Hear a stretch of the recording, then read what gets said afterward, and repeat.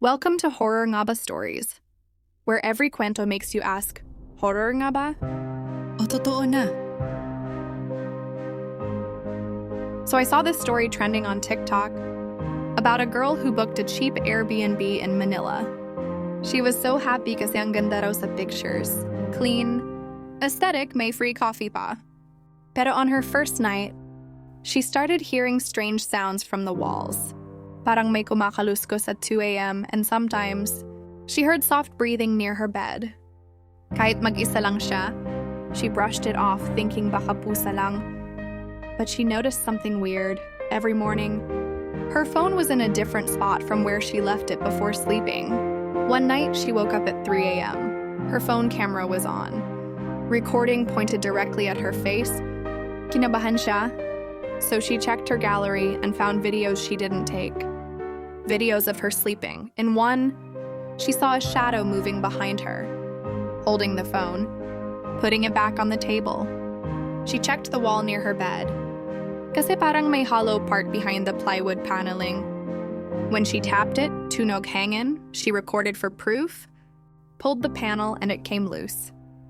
Inside was a small crawlspace, with a mattress, empty wrappers, and a charger.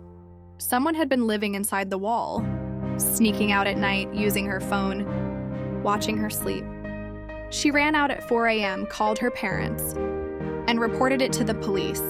The scariest part? They found a small notebook in the crawlspace. On the cover, it had her name. Inside, her name was written over and over, with dates and times like 3:15 a.m., watching. There were drawings of her sleeping, drinking coffee. The last page said, "Tomorrow, I will say hello."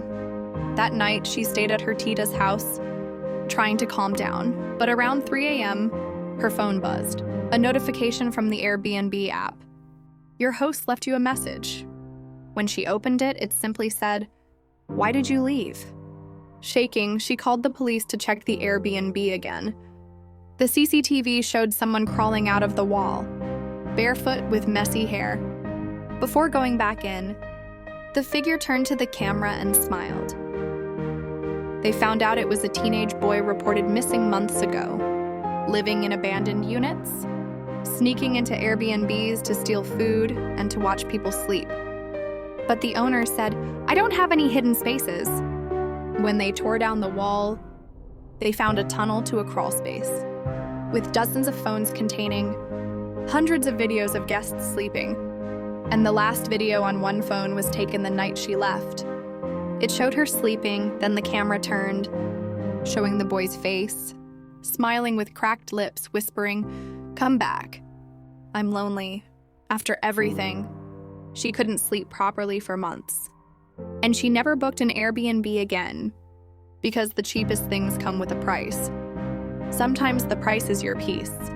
And sometimes, the price is knowing that while you sleep, someone else is awake watching you, wishing you would stay forever.